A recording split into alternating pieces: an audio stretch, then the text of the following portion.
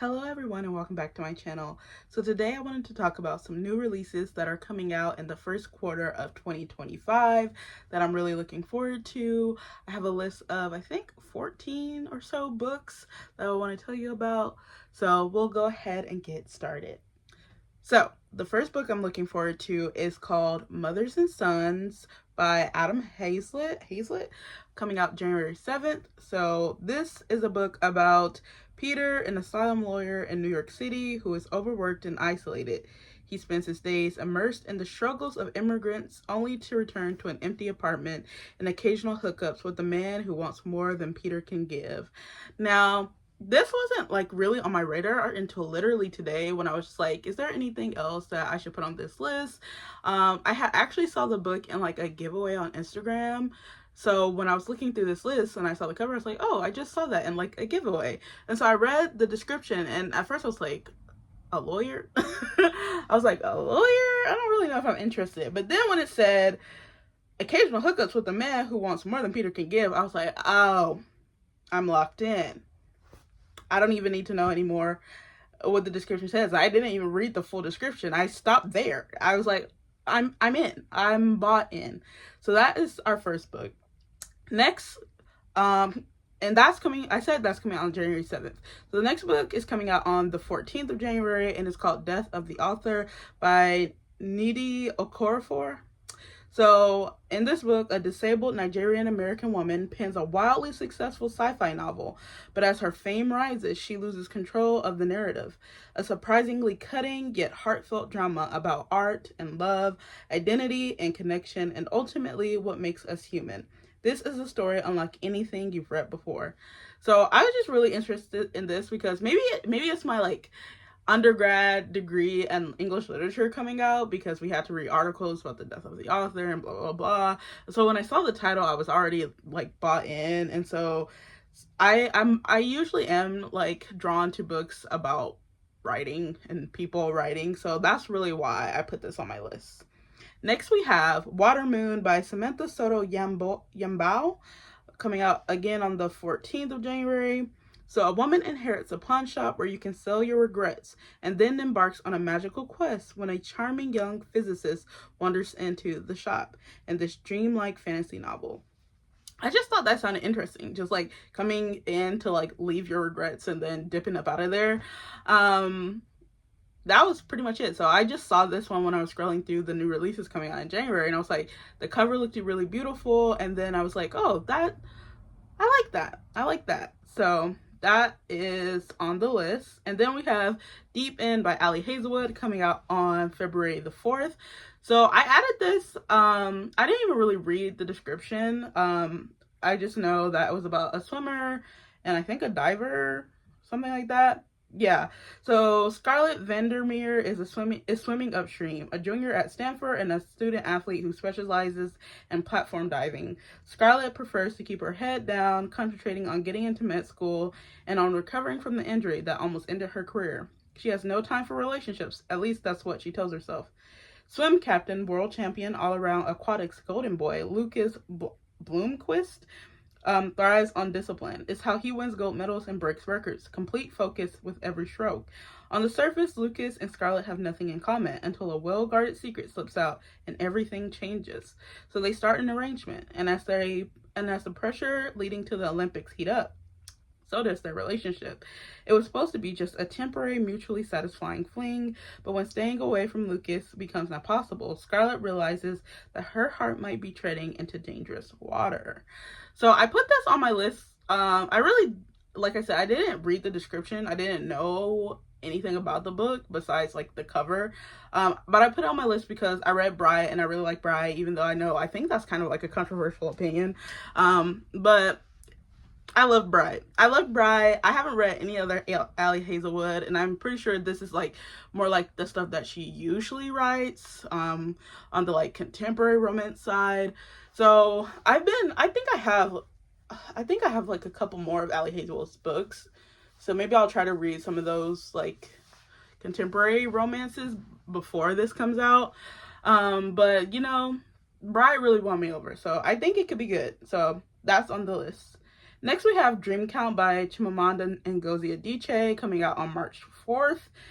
So, Shamaka is a Nigerian travel writer living in America. Alone in the midst of the pandemic, she recalls her past, lovers, and grapples with her choices and regrets.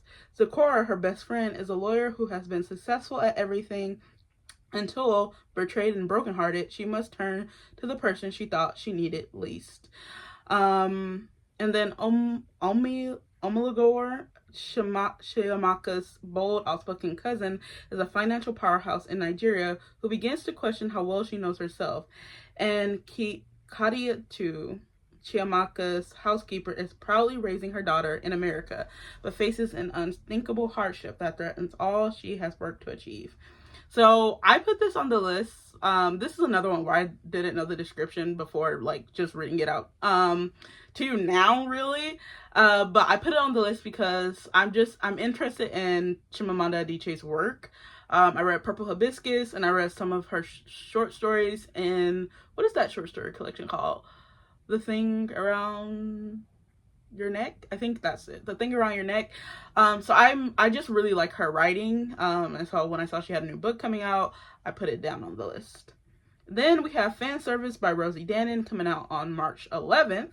So the only place small town outcast Alex Lawson fits in is the online fan forum she built for the Arcane Files, a long-running rural detective show. Her dedication to archiving fictional supernatural lore made her internet famous, even if she harbors a secret disdain for the show's star, Devin Ashwood. Never meet your heroes. Sometimes they turn out to be the worst. And some other paranormal activity and stuff like that. I put this on there because I'm a big paranormal romance reader, and I love a book about a wolf. Okay, I love a book about a wolf, so I put this down because I saw it's a book about a wolf. I saw wolves, and that was enough for me. I saw wolves, and that was enough for me. So yes. Next, we have Sunrise of the Reaping by Suzanne Collins coming out March 18th. I'm pretty sure all of us know about this. It's Haymitch's story, who was, you know, the coach in the original Hunger Games trilogy.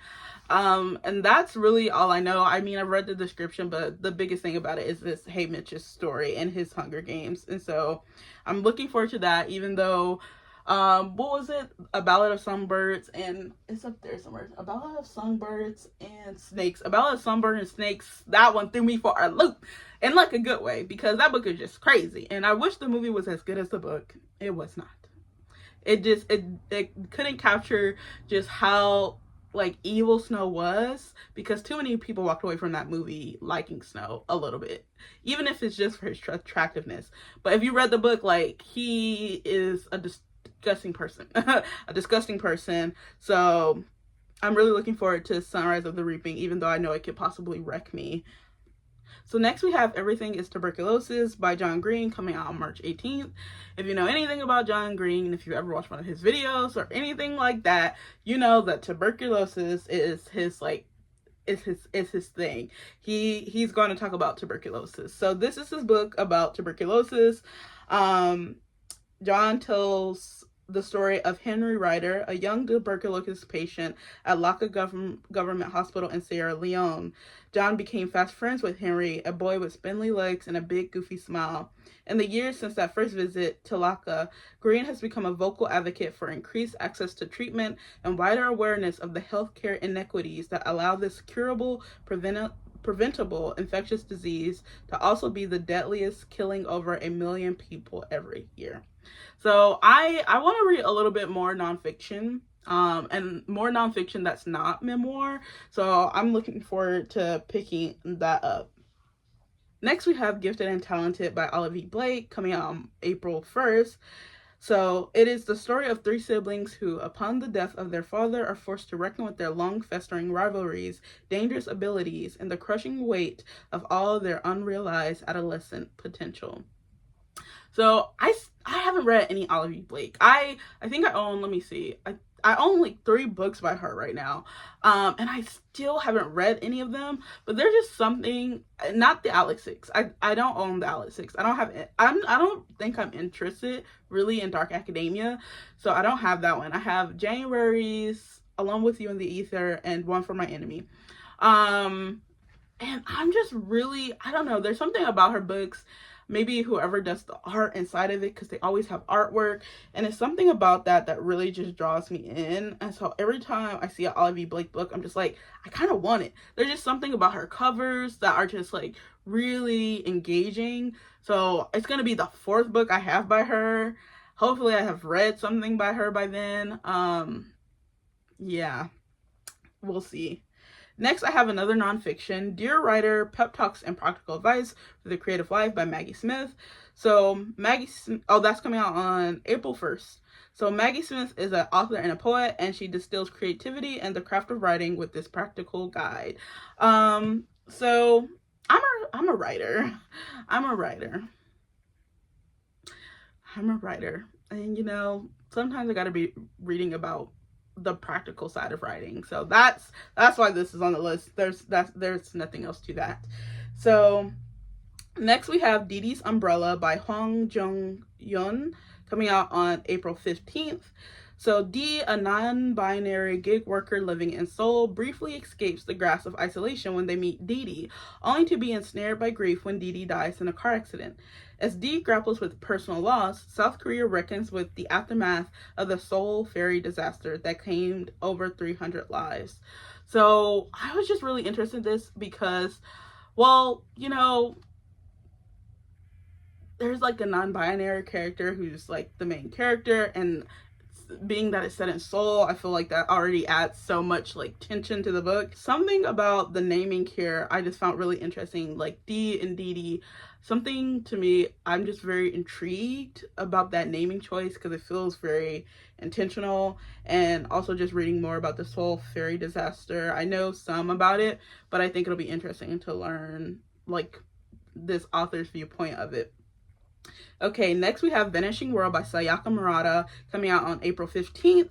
So, a surprisingly and highly imaginative story set in a version of Japan where sex between married couples has vanished and all children are born by artificial insemination. So, as most people know, Sayaka Murata is weird. Her books are very weird. Her books are very weird. Have I read her books? No, but that is just the general consensus from what I hear about her books.